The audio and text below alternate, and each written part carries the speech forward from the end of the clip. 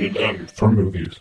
What's going on, everybody? Welcome back to the Rated M for Movies podcast. My name is Matt. Today I got something a little bit different for you. The Batman vs. Superman Ultimate Edition just came out on the 28th, so I figured I'd do a talk about that since a lot of people are wondering if it's worth seeing over the original, because I know a lot of people didn't like the original. It's really split in between. It has like a 27% on Rotten Tomatoes. A lot of fans love it. A lot of critics do not love it. I was kind of in the middle about it, so I just want to talk about the Ultimate Edition, see what they improved on, what they needed to add in, a bunch of other stuff like that. So before I get into spoilers, I'm going to do like a quick answer. Alright, so I have three different answers for this. If you've never seen the film ever before, then I would definitely see this edition first. This is the best edition you can find. By far, the added scenes help a lot, and I'll get into that in a little bit. If you've already seen it and you didn't like it, I don't think this is really going to change your mind that much, honestly, because the pacing is a little bit better in this one. But if you didn't like, how Batman is or how Superman is in the film, this doesn't really change that. I mean, you really can't expect it to. They only add some scenes in. If you've already seen it and you like the film, I would recommend checking this out because you're probably going to like this version better. At least I did. Alright, so now that's out of the way, let's talk about spoilers. This is a spoiler warning for the theatrical version of the film. I'm not going to get into the Ultimate Edition spoilers. I don't want to talk about that in detail, obviously, in case you guys want to watch that. So this is just for the theatrical version. If you haven't seen Batman v Superman Dawn of Justice yet, well then turn it off, go watch it, and then come back and listen. So let's talk about what's good that they added in. The main thing, I feel like a lot of people are going to point this out too, this time you get to see a lot more of Clark Kent doing actual reporter stuff. Like, he's actually researching and looking out for this, like the Batman and stuff like that. He's traveling around, he's interviewing people, and like I say, he's doing a lot of reporter stuff, and that was awesome to see. It really fleshed out his character a lot more. It gave him more of a motive onto why he should fight Batman in the end. Even though,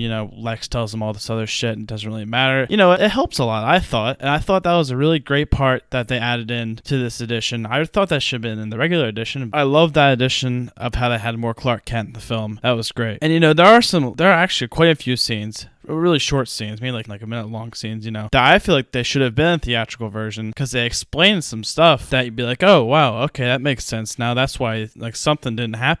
I feel like some scenes definitely should have been in theatrical version, and like I said, they're not that long, but they could have easily been added in. I'm glad they're here because obviously, like I said, this is the best version to watch. I wish some scenes were in the theatrical version, but hey, they were great here, so I'm not really complaining. And the pacing was actually a lot better in this film. They had better introductions to a lot of the scenes instead of just jumping from scene to scene to scene to scene. A lot of the scenes had short little clips added in to the beginning, just like short, like little 1 to 2 minute clips. Like even in the beginning, they have like the police officers sitting in their car before they go into the house to see Batman for the first time. I mean, that just helps, enter the scene better instead of just jumping right to that from like Superman or whatever it was. I thought the pacing, especially with the longer runtime and everything, it gave more background to what was going on. It helped the movie flow a lot better in some parts too. And with the longer runtime, it helped a ton. I loved how they actually edited that in. It was great. I love that. And there's a lot more fan service. Well, not a lot more, but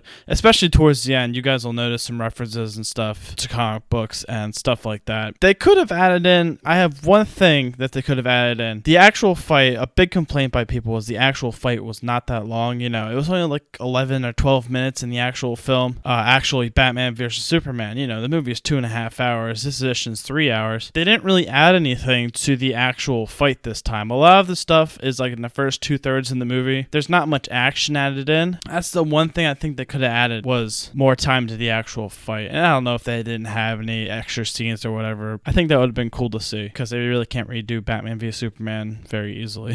Also, another question a lot of people had, what's up with the R rating? Should it be actually rated R? From what I've seen, there are only 2 scenes in the movie. There's one in the beginning and there's one towards the middle that actually make it deserve the R rating. Other than that, I don't really think so. I think it could have stuck at PG-13 very easily. It's a very light R-rated movie, guys. They could have taken those 2 scenes out or edited them a little bit better or reshot them, whatever. If somebody asked me if it was an improvement over a theatrical version, I'd say absolutely, guys. The longer runtime makes the pacing a lot better, and the added scenes help a lot. Even the small little ones help a lot. And, fleshing out Clark Kent more as a character and more as a reporter this time around, it helped balance the plot a lot more between the 2 characters, and it gave him more of a motive to actually fight Batman this time. Like I said, guys, if you think you're going to like it. The Ultimate Edition, I would definitely go check it out. If you didn't like the movie in the first place, you're probably not going to change your mind at all. If you're just seeing this for the first time, if you want to rent it at Redbox, I guess I'll have the Ultimate Edition there. I'm not sure. I would definitely go and do it. It's out in digital right now. I think it comes out on Blu-ray on July 19th, so it's a little bit under a month away still. I thought it could have been a lot worse, but I love what they did with it. It actually made the movie quite a bit better for me.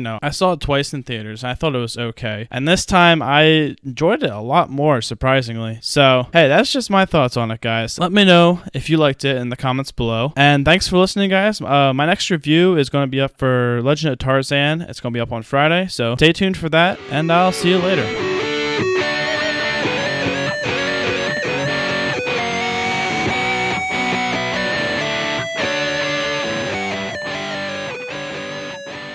Rated M for movies.